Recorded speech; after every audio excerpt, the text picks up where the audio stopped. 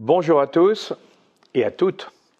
Aujourd'hui, je voudrais vous parler de quelque chose qui me paraît très important pour l'Europe et pour le monde, à savoir la réunion qui va avoir lieu le 10 janvier à Genève entre les Russes et les Américains, et qui sera suivie quelques jours plus tard, puisque tout le monde a été convoqué par une réunion de l'OTAN à la demande du président Biden, et dans lequel ils vont expliquer les discussions et peut-être l'accord auquel ils sont arrivés avec la Russie.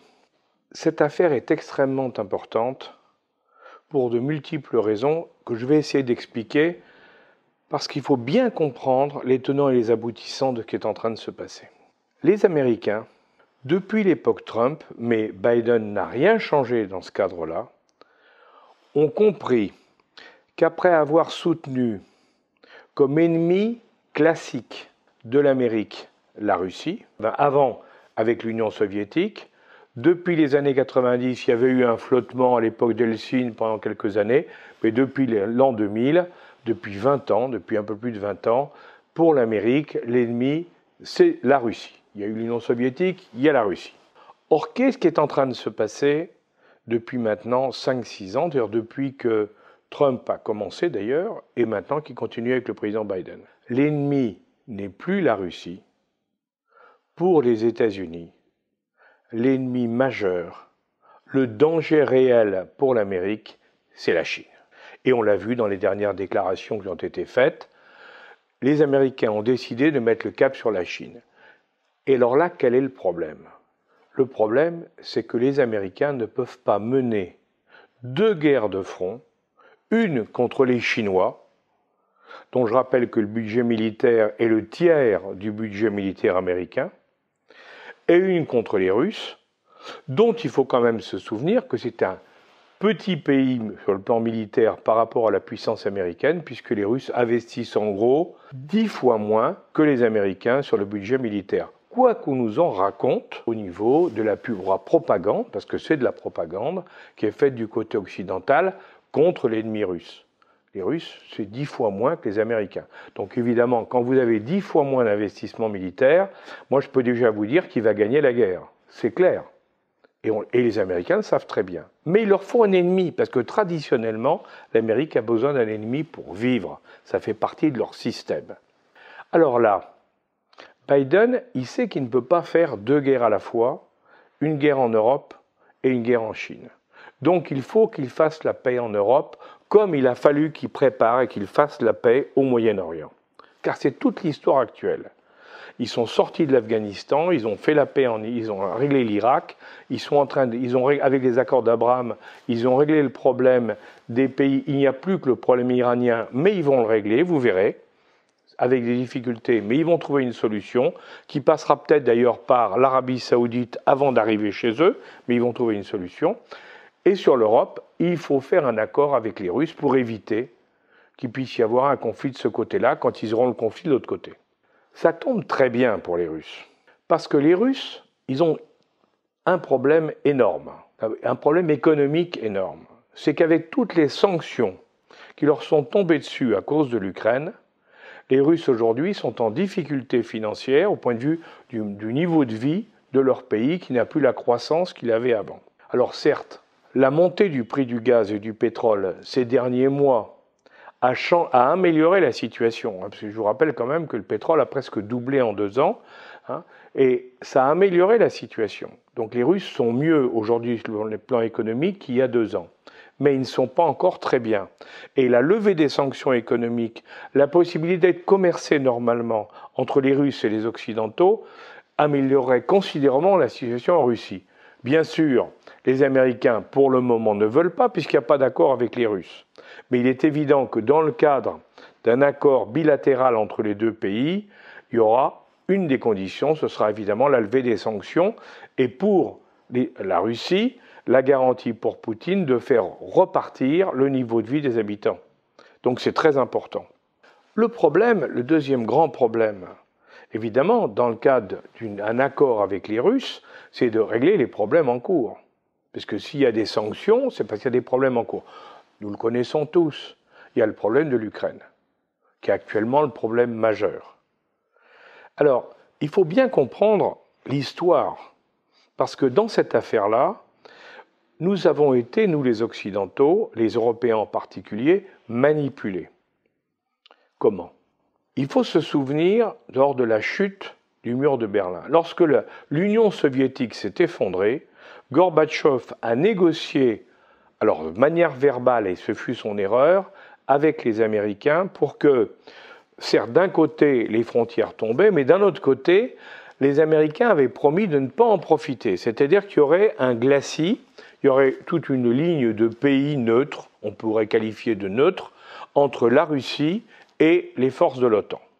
Il faut bien reconnaître que ça n'a absolument pas été respecté, puisqu'un certain nombre de pays limitrophes de la Russie ont basculé dans l'OTAN tout de suite. Et d'autres ont voulu y aller ensuite. Souvenez-vous des problèmes avec la Biélorussie, bon, mais maintenant, souvenez-vous des problèmes avec l'Ukraine. L'Ukraine, c'est quoi en définitive? L'Ukraine, c'est une révolution qui a été faite à la place Maïdan, dont on sait très bien maintenant qu'elle a été montée essentiellement avec l'appui des Américains. Il y en a une personne ne s'en cache pas, c'est la secrétaire d'État chargée des Affaires étrangères, donc, du département d'État américain actuel, la secrétaire générale adjointe, la secrétaire adjointe d'État, qui a été, avec le président Biden d'ailleurs lui aussi, qui a été mêlé à toute cette affaire, qui a contribué à renverser le système en place, le président qui était régulièrement élu, pour le remplacer par quelqu'un qui était plus proche des Occidentaux et donc déstabiliser l'Ukraine. Face à cette situation, Poutine a réagi de deux manières. La première, ça a été la Crimée. Il ne pouvait pas laisser sa plus grande base militaire navale, qui donne en plus la possibilité pour eux d'aller vers la Méditerranée, il ne pouvait pas laisser cette base tomber entre les mains des Américains. Donc, la Crimée, qui est considérée par la Russie depuis toujours, depuis la Grande Catherine, depuis la bataille contre les Turcs, quand elle a été reprise aux Turcs, cette Crimée, par les troupes de la Grande Catherine, l'impératrice russe de l'époque. Donc, depuis cette époque-là, la Crimée est considérée comme russe. Donc, ils l'ont repris et ça leur a permis, bien sûr, de garder leur base navale. Et d'un autre côté, il y a eu toute la partie pro-russe de l'Ukraine, la partie du Donbass, qui s'est soulevée contre le pouvoir central, qui était considéré comme pro-occidental. Ceux qui connaissent l'histoire savent que pendant la guerre, la Deuxième Guerre mondiale, c'est aussi ce qui s'était passé. Les gens de cette zone qu'on appelle le Donbass maintenant ont formé des troupes de partisans pro-soviétiques qui sont battus contre l'envahisseur allemand, alors que la partie sud de l'Ukraine, ils ont basculé du côté nazi, il ne faut pas l'oublier, et ils ont formé une partie des divisions allemandes. Les Russes ont réagi, évidemment, face à cette, ils ont considéré comme une agression, et les Occidentaux ont réagi de leur côté, d'une part, bien sûr, en aidant le gouvernement central ukrainien, mais aussi en faisant des sanctions contre les Russes, ce qui les a mis en difficulté, comme je disais tout à l'heure. Donc, aujourd'hui, il est évident que si on veut créer les conditions d'une paix armée, parce que nous ne l'aurons pas, l'un comme l'autre ne s'aiment pas, les Russes et les Américains ne s'aiment pas, et ils ne s'aimeront toujours pas dans 10 ans, il ne faut pas se leurrer, c'est une paix armée. Dans cette paix armée, il faut régler le problème de l'Ukraine. Et c'est là où c'est très intéressant de voir la déclaration qui a été faite par Poutine de tout ce qu'il demande, où il revient à Gorbatchev et au glacis le long de la frontière russe, mais aussi sur le problème de l'Ukraine proprement dit, mais où il affirme donc, il demande un certain nombre de choses. Il est évident que les Américains ne vont pas accéder à tout, loin de là. Mais on peut penser que si Poutine a envoyé ce message, c'est parce qu'une partie déjà a été négociée avec les Américains et que donc les Américains laisseront ou donneront raison à Poutine sur une partie des demandes et bien sûr refuseront l'autre partie, ce qui permettra à chacun de dire qu'ils ont fait une négociation gagnant-gagnant comme on dit. Bien sûr, il y a le problème, nous on va certainement réagir, un certain nombre de gens réagiront par exemple sur le problème de la Crimée. En disant, oui, mais attendez, vous n'allez quand même pas laisser la Crimée sortir de l'Ukraine parce qu'il y a une tradition internationale qui dit qu'on ne peut pas désosser ou casser en morceaux un pays, c'est interdit d'après les règles internationales et c'est valable partout. Oui, mais les premiers qui ont fait ça en Europe, c'est l'OTAN, dans les Balkans. Je vous rappelle qu'on a créé un État de toutes pièces qui s'appelle le Kosovo en prenant un morceau de la Serbie. Donc les premiers qui ont fait ça, c'est nous. Donc quand les Russes disent ben, « nous on fait en Crimée ce que vous avez fait au Kosovo », il nous est difficile de dire le contraire, puisqu'on l'a fait et que nous avons été les premiers à le faire. Donc vous voyez, tout ça pour vous dire que tout est extrêmement compliqué. Et qu'il faut, dans cette affaire-là, il faut se connaître bien toutes les facettes de l'histoire, de manière à éviter de se faire manipuler, parce que nous, les Européens, nous nous faisons manipuler par tout le monde. Nous avons été manipulés par les Américains et par l'OTAN, qui nous a raconté sa vision des choses, et les Russes, de leur côté, nous ont manipulés aussi en racontant les leurs. Il faut aujourd'hui regarder les choses en face. Nous sommes face à une négociation bilatérale, et je dis bien bilatérale parce que, par exemple, M. Le Drian, le ministre français des Affaires étrangères, a dit « mais on voudrait faire partie de la négociation ». Et la réponse a été non. C'est d'une bilatérale entre les Russes et les Américains, c'est-à-dire les grandes puissances discutent entre elles et se mettent d'accord. Et nous, eh bien, on va avoir qu'à suivre. Certes, on aura bien quelques compensations au niveau de l'OTAN, aux uns ou aux autres, mais ne rêvons pas. La négociation actuelle se fait entre les Russes et les Américains, et le but, il est très clair, sortir du risque de guerre en Europe pour les Américains, de manière à pouvoir concentrer leurs troupes et leurs moyens sur la Chine. Et j'ajouterais qu'en ce qui concerne l'OTAN, nous avons une réunion qui doit avoir lieu au printemps.